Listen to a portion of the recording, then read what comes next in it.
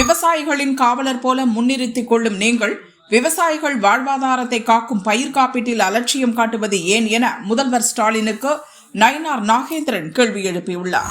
தமிழக வரலாற்றில் கொடுத்த தேர்தல் வாக்குறுதிகளில் வெறும் 13% மட்டுமே நிறைவேற்றி படுதோல்வி அடைந்த அரசு திமுக அரசுதான் என பாமக தலைவர் அன்புமணி தெரிவித்துள்ளார். தமிழக வெற்றிக் கழகத்தைச் சேர்ந்த 20 மாவட்ட செயலாளர்கள் பொங்கலுக்கு பிறகு திமுகவில் இணைய முடிவு செய்துள்ளனர் என்று நடிகர் விஜயின் முன்னாள் மேனேஜர் செல்வகுமார் தெரிவித்துள்ளார்.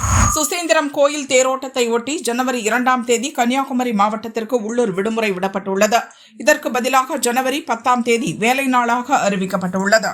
மலேசியாவில் நடிகர் விஜயின் கடைசி படமான ஜனநாயகன் இசை வெளியீட்டு விழா நடந்தது. விஜய் மேடைக்கு வந்ததும் அங்கு திரண்டிருந்த ரசிகர்கள் டிவிகே என ஆரவாரம் செய்தனர்.